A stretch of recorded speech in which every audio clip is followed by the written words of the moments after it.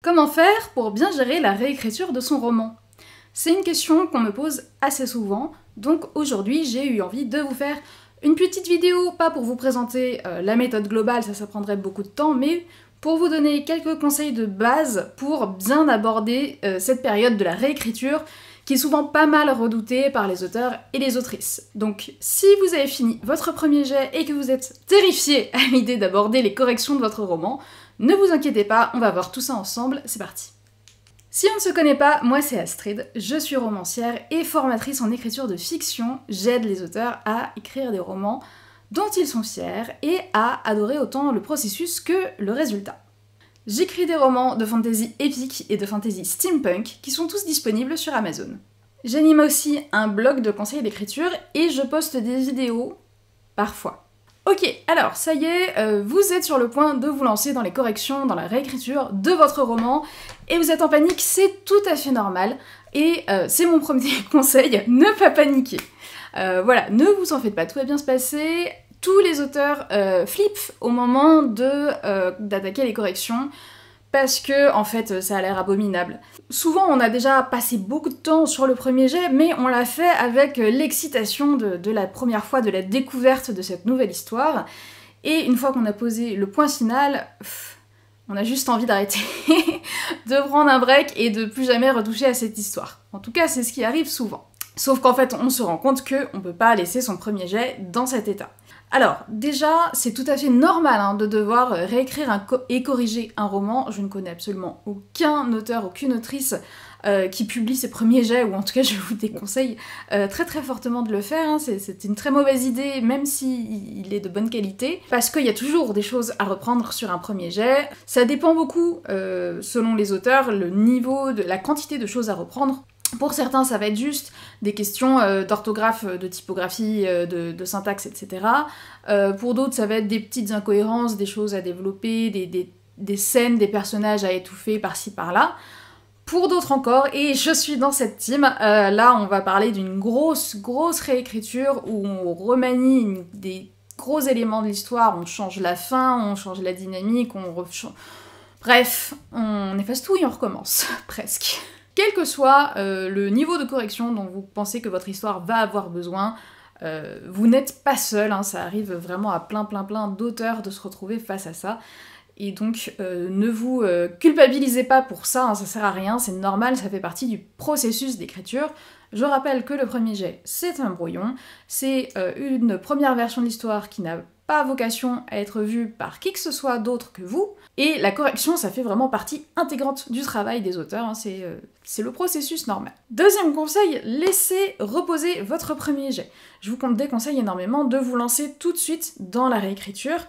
Il vaut beaucoup mieux prendre quelques semaines, voire quelques mois, pour refermer votre texte et ne pas y toucher, ne pas le regarder. Pourquoi? Eh bien parce que comme ça vous permet de prendre du recul.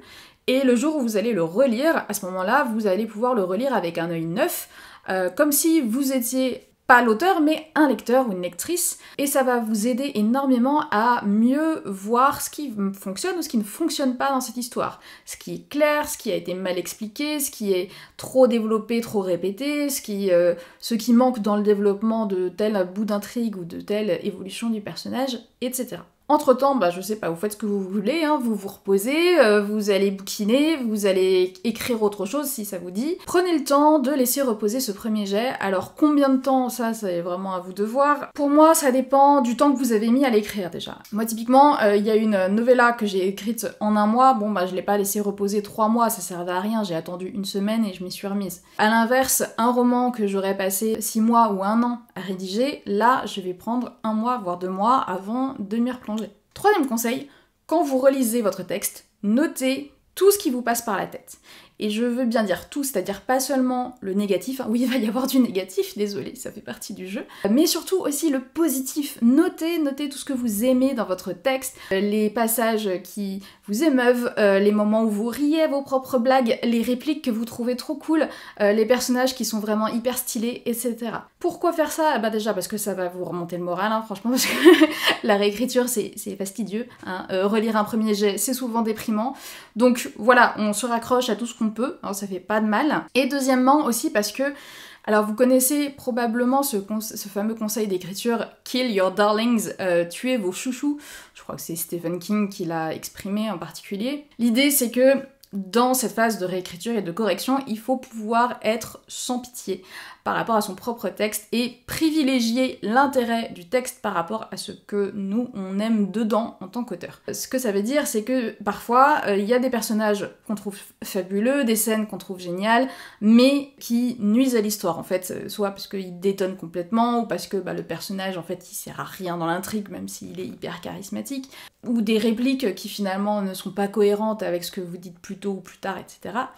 Et il faut être capable de supprimer les choses qui n'ont rien à voir avec la choucroute et qui desservent votre histoire plus qu'elle ne lui bénéficie. Le fait d'avoir noté au moment de la relecture tous ces passages, ces scènes, ces répliques, ces phrases que vous aimez, ça vous permet de les garder précieusement quelque part, si un jour, hélas, il devait advenir que vous dussiez les supprimer. Donc ça, c'était le troisième conseil, relire et noter ce qu'on aime. Mais aussi, bien sûr, ce qu'on n'aime pas, hein, vraiment noter toutes vos impressions, ça vous sera très utile ensuite.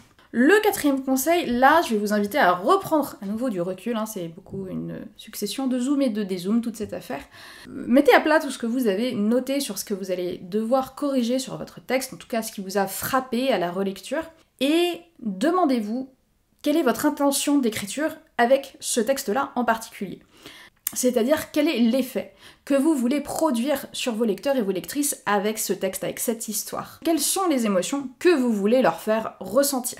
Ça, c'est une question hyper importante que je trouve on ne se pose pas assez et qui est vraiment fondamentale dans cette phase de réécriture et de correction. Alors c'est pas évident quand c'est le premier roman, hein, je vous l'accorde, mais avec le temps ça devient plus facile à discerner et c'est quelque chose qui va correspondre à un pilier de ce qui fait votre identité d'auteur ou d'autrice, c'est-à-dire quel est le type d'expérience que vous faites vivre à vos lecteurs quand ils lisent vos livres? Est-ce que vous voulez leur faire passer un bon moment avec un roman feel good, avec des blagues et des sujets pas prises de tête? Ou est-ce qu'au contraire vous voulez les émouvoir, les faire pleurer avec des scènes hyper intenses en émotion? Ou est-ce que vous voulez les faire réfléchir sur des thèmes de société, des thèmes philosophiques, des thèmes moraux, et les amener à se poser plein de questions, à voir les choses d'un autre angle, etc. Est-ce que vous voulez les embarquer dans des aventures qui vont les faire voyager et qui vont leur faire vraiment les déconnecter de la réalité, etc. C'est une question hyper importante. Peut-être que d'une certaine façon ça vous paraît évident, parce que vous savez inconsciemment quel type d'histoire vous voulez raconter, mais je trouve que c'est important de se poser cette question et de la formaliser, parce que en fait on découvre des choses comme ça. Moi c'est vraiment quelque chose qui m'a aidée dans mes réécritures. Là je suis en train de réécrire le tome 2 de ma 3e histoire, donc c'est mon 5e roman, si vous suivez, et j'avais eu la même prise de conscience sur le tome 2 de ma 2e histoire, c'est-à-dire que mon premier jet, il manque de magie dans tous les sens du terme. Moi, mon intention d'écriture, ce que je veux faire vivre à mes lecteurs, c'est les emmener en voyage, c'est leur faire découvrir un univers magnifique, un univers exotique qui va les dépayser et qui va vraiment les émerveiller, leur mettre des étoiles dans les yeux, en leur présentant des choses vraiment fascinantes, belles, impressionnantes, etc. Et une fois que j'ai ce cap en tête, c'est beaucoup plus facile pour moi d'identifier ce qui manque dans mon manuscrit. Et donc là, typiquement, dans mon manuscrit, que j'avais écrit très très vite, il y avait soit trop peu de descriptions des endroits magnifiques que je voulais aider mes lecteurs à s'imaginer, soit il y avait un côté trop sombre, trop dark, trop sinistre, alors que je voulais aussi amener un côté un peu épique, un côté un peu aventureux, avec certes du suspense, mais pas que de la dépression, quoi. Et une fois que vous avez ça en tête, une fois que vous avez cette intention en tête, ça devient beaucoup plus facile de déterminer ce qu'il va falloir changer dans l'intrigue, dans l'évolution des personnages, dans le ton de l'histoire, dans le ton de la narration, des dialogues, etc. J'en arrive à mon 5e conseil qui est de faire une liste. Alors, bien sûr, comme tous ces conseils, hein, c'est toujours à prendre ou à laisser. Moi, je vous partage mon expérience d'autrice, ce qui a marché pour moi, ce qui a à peu près marché pour la plupart des auteurs que je connais, que j'accompagne, etc.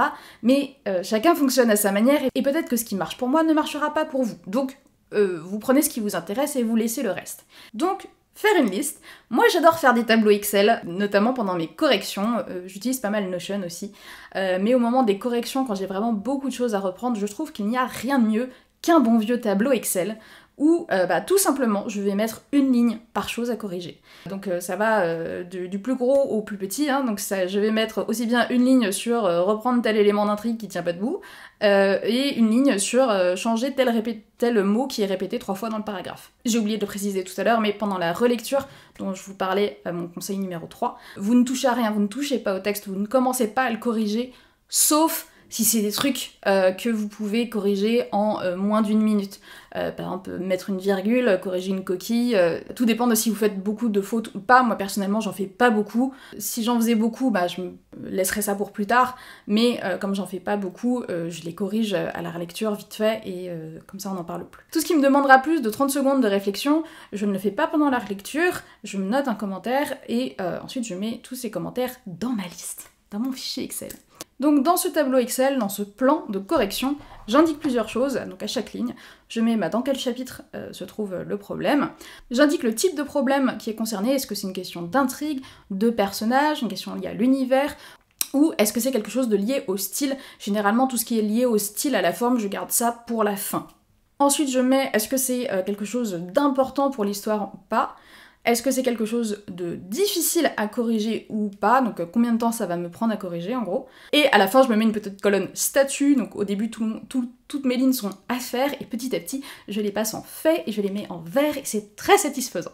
Je vais pas rentrer dans cette vidéo dans les détails de comment corriger un roman, comment identifier les incohérences, machin, parce que ça prendrait vraiment trop de temps.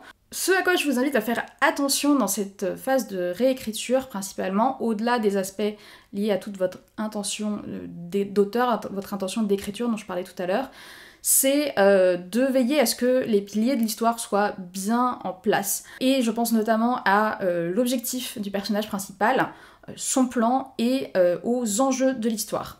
Donc concrètement, ça veut dire de veiller à ce que l'objectif du personnage principal soit clairement identifié dès le début de l'histoire, en tout cas assez tôt, et que ce soit bien un fil rouge, un fil conducteur qui lie l'histoire du début à la fin. Donc c'est-à-dire qu'au début de l'histoire, le personnage veut quelque chose, et on doit savoir à la fin s'il l'a obtenu ou pas. Le deuxième élément, c'est le plan de ce personnage principal. Faire en sorte que dans chaque scène, on sache clairement quel est le plan du personnage dans cette scène, quel est son petit objectif à ce moment-là, qu'est-ce qu'il ou elle veut obtenir comme étape dans son grand plan pour obtenir l'objectif final, comment est-ce qu'il ou elle compte s'y prendre pour réussir, donc qu'est-ce qu'il cherche à faire dans cette scène, c'est quoi son but. Parce que moi personnellement je trouve qu'il n'y a rien de plus relou dans un livre que d'avoir un personnage qui se laisse balloter par les événements et qui est là parce qu'il a vu de la lumière et dont on sait pas bien ce qu'il fait là et ni ce qu'il cherche à faire tout au long de la scène. Je le dis avec beaucoup d'affection parce que moi, mes premiers jets, c'est toujours un peu ça, ce qui se passe, et c'est un des éléments sur lesquels je retravaille le plus derrière. Le dernier pilier, c'est les enjeux.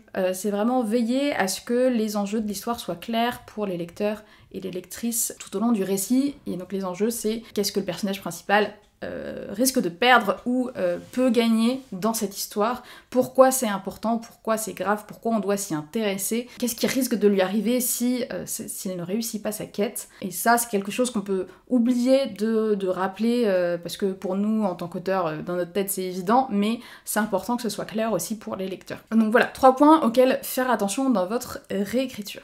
C'était mon 5e conseil, donc faire une liste, faire un plan de correction sur Excel. J'avais fait un article de blog un peu plus détaillé sur ce sujet-là, je vous mettrai le lien en description.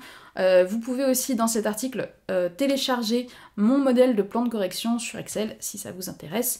Vous trouverez le lien dans l'article. Voilà, donc je récapitule mes 5 conseils pour survivre à une phase de correction.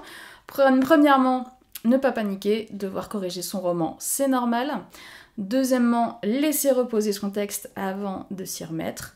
Le relire en notant tout ce qu'on aime et tout ce qu'on n'aime pas, mais ne pas corriger tout de suite. Définir son intention d'écriture et faire une liste des choses à corriger. Voilà, j'espère que tout ça vous aidera à affronter les corrections de votre prochain roman. Je vous souhaite beaucoup de courage parce que c'est toujours un peu galère. Et à bientôt dans une prochaine vidéo.